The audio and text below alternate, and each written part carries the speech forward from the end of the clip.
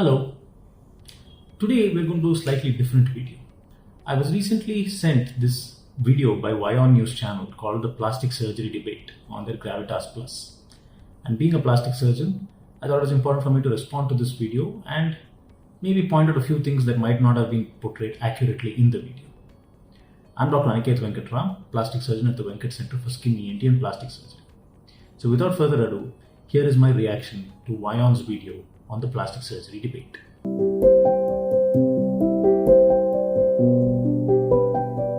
Now, at the outset, I would have to say that I am someone who watches WION news. I generally like how they cover things in a factual manner without too much excitement or without too much masala added. But having said that, nowadays there is a problem of a lot of fake news going on. People have a lot of mistrust on the news channels and who they can believe and who they can't, which is why we often see various uncredited information being shared around very freely. So with that, let us have a look at this video and see what is told in this video.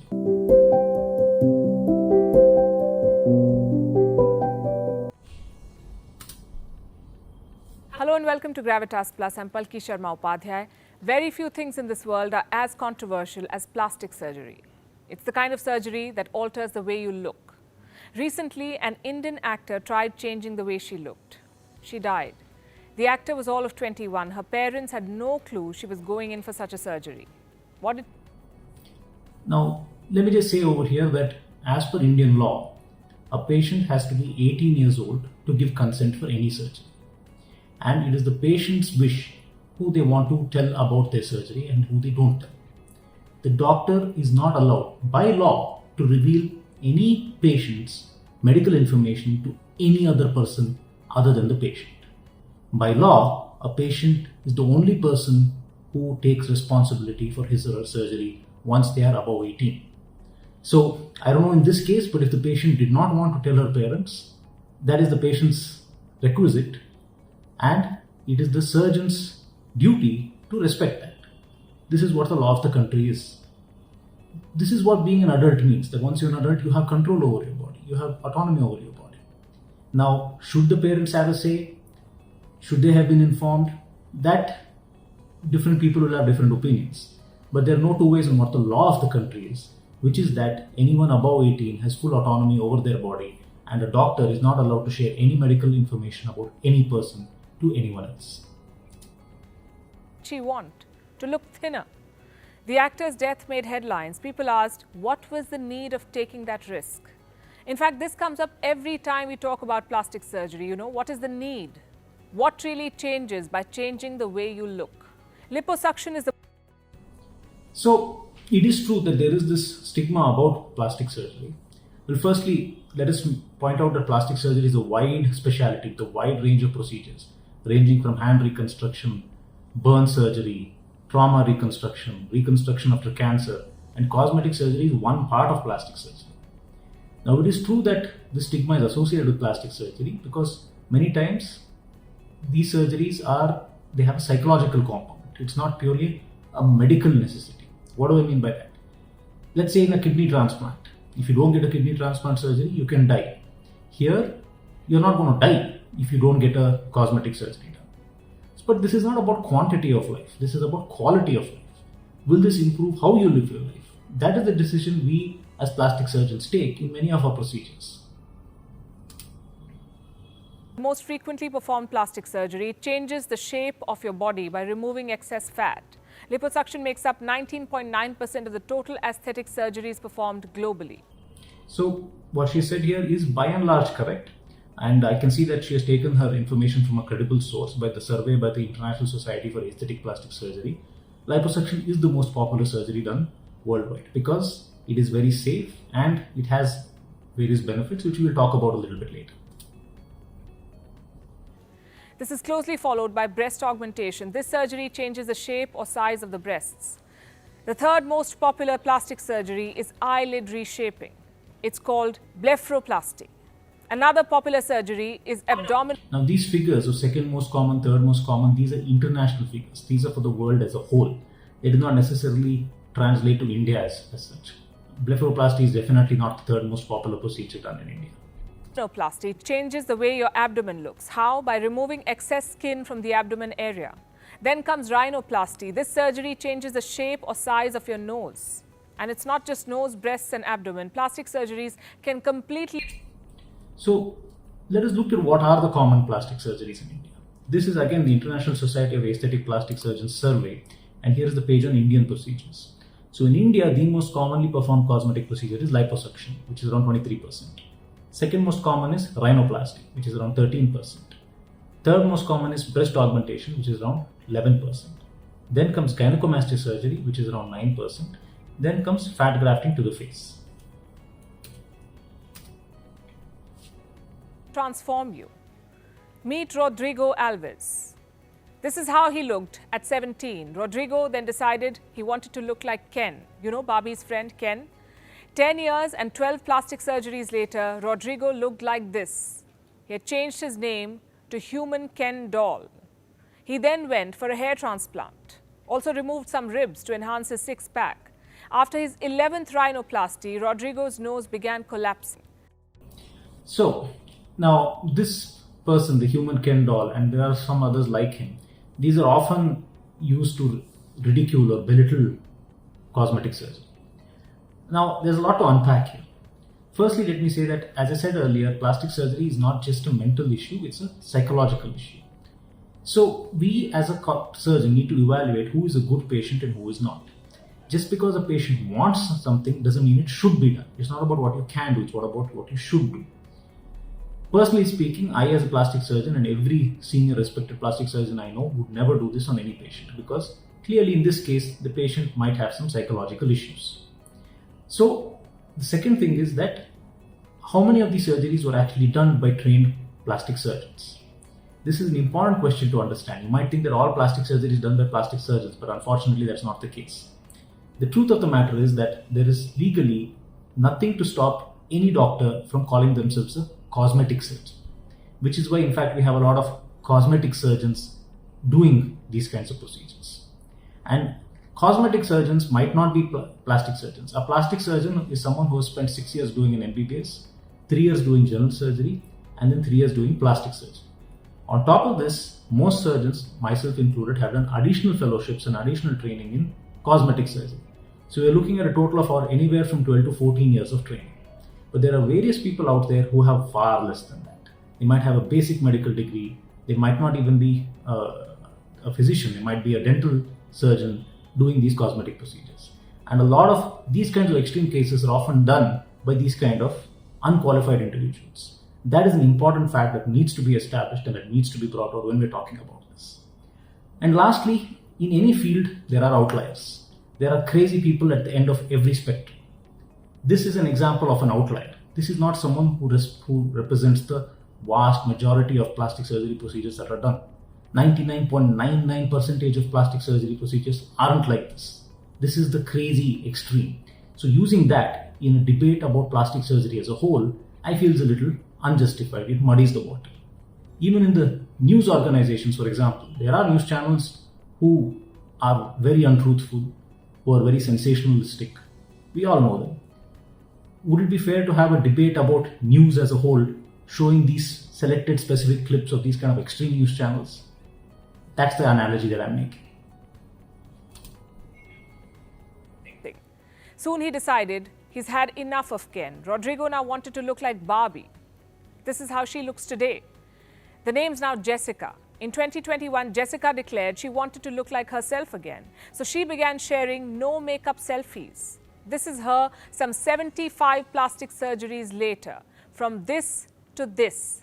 Jessica insists she couldn't be happier with the way she looks. Now, this is an extreme case. Exactly. This is an extreme case, which is why using it in a general debate is not appropriate. Any qualified plastic surgeon who is trained to see the psychological aspect of a patient would not operate on this individual.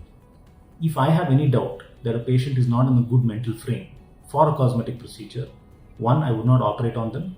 2, I would ask them to seek psychiatric counseling and intervention and see if there are any body dysmorphic issues. This is a good time to talk about body dysmorphia. Body dysmorphia is a psychological condition wherein you are unrealistically unhappy with your body. What do I mean by this? There are various cases wherein you might be unhappy with any part of your body, but that unhappiness is grounded in reality. You have a very large, very twisted nose that is making it hard for you to breathe. You want to improve that. That is realistic. You have a nice nose, but you feel like it is the worst in the world. You can't even look at it. That is unrealistic. That is not grounded in reality. So, patients with body dysmorphia are not patients that you should be operating on. And this is the distinction that we as plastic surgeons make. But it still begs the basic question. Do plastic surgeries really make people happier? Some people do it just to fit in. South Korea is the plastic surgery capital of the world. In 2015, the number was 20 surgeries per 1,000 people. The most common surgery in South Korea is the eyelid surgery. You see, most Koreans have what's... I was not able to fact check this because they did not give any source as to where they got these numbers. I have tried my best to fact check everything that's been presented in this video. It's called a monolid, meaning they do not have an eyelid crease. And that's perfectly normal. It's like Asians having dark hair or people of color having broader frames. These are racial traits and they're normal. If you ask me, they should be embraced. But the problem arises when the world begins idolizing Western features, when double lid becomes a sign of beauty and a monolid the opposite. Today, South Koreans are queuing outside clinics to meet Western beauty standards to fit in. At least 1 million surgeries are performed in South Korea every year. 1 in 3 women say they've gone under the knife. Some for eyelids, some for fat removal. So here, let us just briefly talk about the eyelids, the monolid. So what she's referring to is what is known as a Asian blepharoplasty, wherein the eyelid crease is missing and surgically you create that crease. Now, I understand the point that she's making, and there is some merit in it, that this is how the genetics of the region are, so it should be embraced. But at the same time, we need to live in reality. Let us say that you're a small child without an eyelid crease, and throughout your schooling, you have been made fun of for this. It has really taken a hit to your self-esteem. In that case, if you're able to do a simple procedure that takes 20 minutes that is able to give that crease and make that person feel better about himself and not be bullied, should you do it? It's a tough question to answer, isn't it? Yes, in an ideal world, we should not have to do it. But we don't live in an ideal world. Should the child continue to face bullying when there is an option? The same thing goes for prominent ears. A lot of children with prominent ears where the ears are like this are made fun of in school. They are bullied, they are harassed, and they are in tears, and their entire self-image has taken a hit. Now, when there is a simple procedure that can improve this and the patient can have a better life, isn't it worth doing? I think it is. Again, for these procedures, any procedures, we look at the benefit and the risk. When the benefit is high and the risk is low, that's a procedure worth considering. When the benefit is low, the risk is high, then that might not be a procedure worth considering.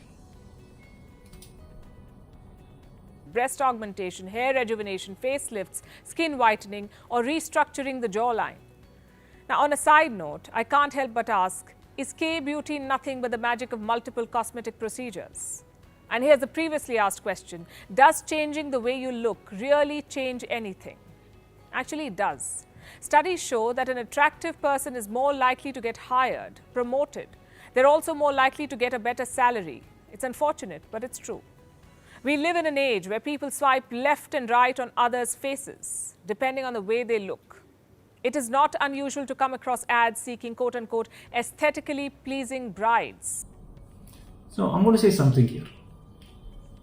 Cosmetic surgeries, when done in the right person, can improve a person's self-esteem massively.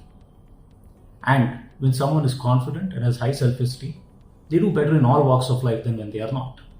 So she's making the argument that when you change someone's appearance, automatically they do better in work. I propose that when someone does a procedure and they feel good about it and their confidence increases and their self-worth increases, they project that onto the world. I've had numerous patients who were shy, introverted. They did not feel like showing their face outside. After the procedure, they dramatically changed. It was like a butterfly coming out of a cocoon. They became so extroverted, so confident, and started doing so much better in all walks of life. So, doesn't this improved self-confidence lead to improved functioning in society? That's another way to look at it. Certain jobs expect you to look a certain way. Ask a receptionist or cabin crew. Today, the world champions diversity, celebrates inclusivity, but refuses to divert from the set definition of beauty. People who look unconventional are often bullied at school. Again, all of this is unfortunate but true. So if plastic surgery helps you regain your lost self-esteem, makes you feel more confident at work, helps you perform better, then maybe it is the option for you. But by changing the way you look, you will be feeding into this vicious cycle. Then there are instances. So I'm glad that she was a little balanced over here and presented the counter argument that I just made. I'll give you one example. One of the most common procedures we do in India is hair transplants for men. Now, why does this happen? One major reason for this is the tendency of arranged marriages in India. A lot of these men, when they are balding, they get rejected again and again in alliances without even having met the other person. The other person just looks at their photo, sees that they are balding and says, no, I do not want to meet him. It doesn't matter what their personality is. It does not matter how they are as a person. They're not able to get a foot in the door. In that case, they come to us and they tell us that after a hair transplant, their life has changed. They feel confident and now they are happily settled in life. So, if there is an opportunity for you to improve your lot in life, to improve your quality in life, why shouldn't you? Where plastic surgery is medically recommended, say you've burnt your face or had an accident that has left you with a scar, then plastic surgery becomes a lifesaver. And not going for one is not really an option. And Iran has a special... So, she covered this very, very briefly. Plastic surgery is a wide specialty. Apart from cosmetic surgery, it's called plastic and reconstructive surgery. Apart from cosmetic surgery, it has hand surgery, it has burn surgery, it has cancer reconstruction, it has trauma reconstruction, it has cleft lip and cleft palate surgery. Any reconstruction in any part of the body, plastic surgeons play a part. And it would have been better to show more of this. Place in the plastic surgery story. The country expects its women to cover up, to wear a hijab. They're expected to cover everything else but their face. The nose is obviously a prominent part of it. So women go for numerous rhinoplasties to correct any perceived flaws in their nose. Plastic surgeons say the most common request is to reduce the size of the nose. Iran also has the world's highest rate of rhinoplasty. In 2011, for example, 180 people were getting a nose job per 100,000 population. The total number of surgeries per year, nearly 135,000. So, this is by and large true. Iran is known as the rhinoplasty capital of the world. But again, this is an outlier. Out of 200 odd countries in the world, there is one country that is like this, where there is such an extreme rate of plastic surgery. In most countries, plastic surgery is not so prevalent or not so widely accepted. It is extremely common to find men and women in Tehran wearing post-surgery gauze, like this one. Western media calls Iran the nose job nation, but most rhinoplasties are actually performed in China. In fact, it is common to gift a teenager a plastic surgery package after their national college entrance exam. It's a reward. It also gives them time to recover before their classes commence. So that's China for you. If Iran's obsession is the nose, America's are breasts. So here again, I'll say that like with all aspects in life, everything is good in moderation. Extremes of anything are bad. Extremes in plastic surgery are bad. Extremes in news channels are bad. Extremes in, eating, how much you eat every day is bad. Everything is good in moderation. So there is a lesson to be learned here. There are cases where you can go overboard. And as a qualified plastic surgeon, it's my job to help a patient not go overboard. And this is where finding someone who's trained and getting a procedure done by a trained plastic surgeon is so important. From breast implants to fat transfer to increasing the size or changing the shape. Even back in 2014, 1 in every 26 American women had a breast implant. Currently, more than 300,000 augmentations are performed every year in America. Numbers from India are eye-opening too. Around 150,000 breast augmentations are performed in India every year. The most popular... Okay, that is just plain wrong. I don't know where she got that number of 150,000 breast augmentations in India, but that is just not true. They've not given a source from it for me to check that source. But I am going to show you the source that they had quoted earlier, where they had mentioned the total number of procedures done in India. In India, there are 27,648 breast implants done per year, not 150,000. So this is where I have problem with news channels, where you cherry pick facts or you pick facts out of nowhere by the looks of it. I don't know where she got that 150,000 number. And this is a source that she has used earlier in this video itself. So why not go back to this source? Makes you wonder, right? It's a little sensationalistic. Where is 27,000? Where is 150,000? Surgery in India, though, is liposuction. How much do these procedures cost? Depends on where you get them done. The US, for example, is among the most expensive countries for these procedures. A breast augmentation costs around $4,500. Rhinoplasty around $5,500, liposuction around $3,600. In India, a facelift costs anywhere between 1.5 to 2 lakhs. Rhinoplasty 1 to 1.5 lakhs. Liposuction between 50,000 to 2 lakh. Now here again, the costs that she mentioned are somewhat on point, although she's exaggerated the Indian costs and underplayed the American costs. One thing to see here is that Indian costs are around 20% of the costs in America, which is why India is a medical tourism destination. We have a lot of patients from abroad who come here to get the procedure done. And that is a source of pride for us, that they have so much faith in our doctors that they will travel all the way here to get the procedure done and go back. You might have also noticed that there is a wide range in the cost that she has mentioned. This is again because it depends on where and by whom you get the procedure done. A well-qualified plastic surgeon in a trained facility, in a well-equipped facility, will obviously cost more than an unqualified person operating in an inadequately equipped center, which is why it's important for you to do your research and choose the right surgeon for your procedure. Again, these are average costs. It is not uncommon today for people to save up for years to go under the knife or to travel to other countries for plastic surgery. These surgeries are comparatively cheaper in Turkey, Mexico, Thailand, Ukraine, and the Czech Republic. The plastic surgery market is worth over $46 billion today. By 2028, it is expected to cross $64 billion, and that's hardly surprising. Just look at China. The cosmetic surgery market there alone is worth over $27.3 billion. Some 20 years ago, it did not even exist. Now, should you put your money in this market? While plastic surgeries promise to change you, many actually end up damaging you. These procedures come with their own set of health risks. Almost 6% of breast augmentations result in hematoma.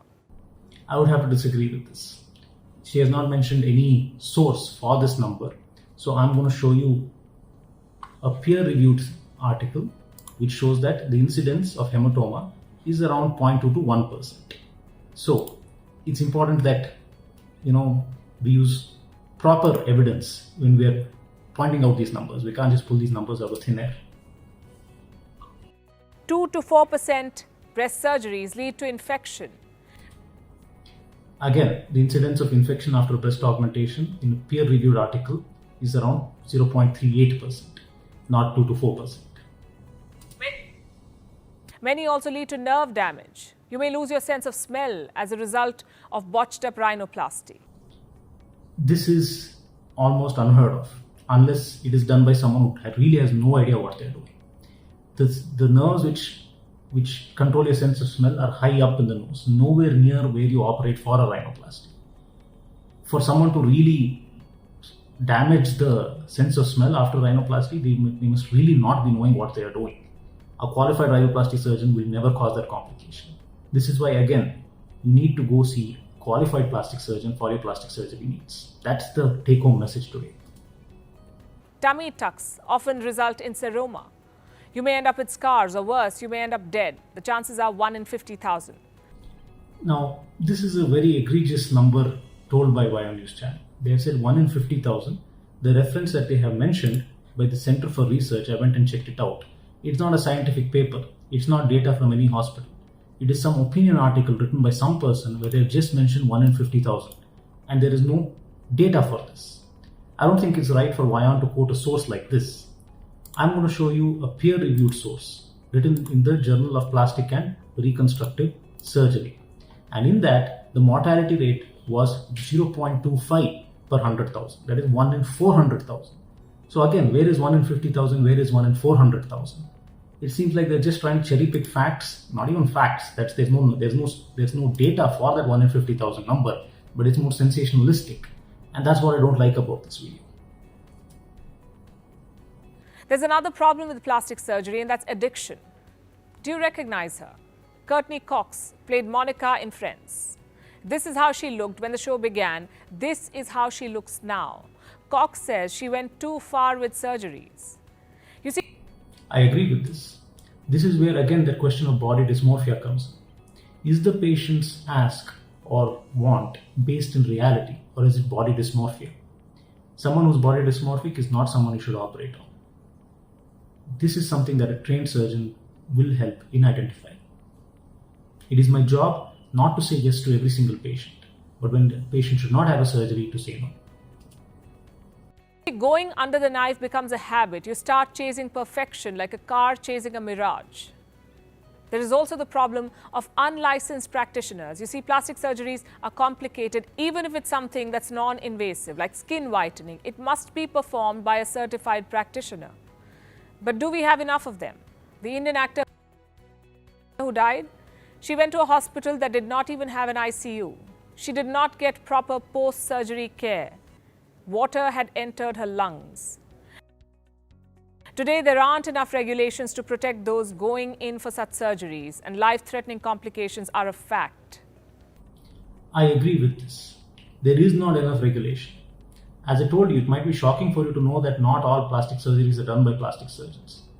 Because this is seen as a lucrative field, there are lots of bad elements entering this field. You must have seen it in the case of hair transplant. There are so many ads for hair transplantation done everywhere on the back of auto rickshaws. And this leads to people taking these surgeries lightly. These surgeries are safe, very safe, when done correctly. That means that the proper patient should be chosen. The surgery should be done by a trained surgeon, and it should be done in a place with all proper equipment. If you compromise on any of these, that is when the surgery starts becoming unsafe. And that is something that should be highlighted more, that there are not enough laws in place to protect patients. So I'll end with the question I began with. Is it really worth it? What is the real need of a cosmetic surgery? Like I said, it may boost your self-esteem, but for how long? Also, by changing the way we look, by adhering to the way the society expects us to look, we end up normalizing the biases we fight. We end up promoting. So, again, this brings me back to my original point. These surgeries might not seem like necessities. They are not physical necessities. Yes, it is possible to live a life without them. But it's very easy to dismiss them that they are frivolous. You need to walk a mile in someone else's shoes to know the difference that these procedures can make in someone. A young boy suffering from gynecomastia, prominent chest, being made fun his entire life by people. He is ashamed to take his shirt off when he goes to a swimming pool. He is ashamed to take his shirt off for any religious function or when he goes to the temple. And there is a simple procedure. It can be done under local anesthesia that helps him avoid all this. It gives him this confidence back. It improves his quality of life. He's able to enjoy life more. He's unrestricted. And it's a safe procedure with very, very low risks. Isn't it worth doing? Don't the benefits outweigh the risks? Not all plastic surgery is bad. Anything in extreme is bad. Plastic surgery included. The standards that cause us suffering. Ultimately, of course, it's your choice, but do think about it. So, what do we think about this video finally? I would say that there are some good points over it.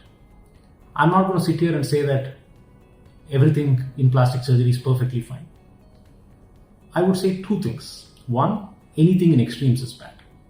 The right person has to be chosen, and it's important when to go to a trained person so that if you're not a good candidate for surgery, he will tell you don't do this surgery. Secondly, regulations are needed in place so that only trained persons can perform these kind of procedures.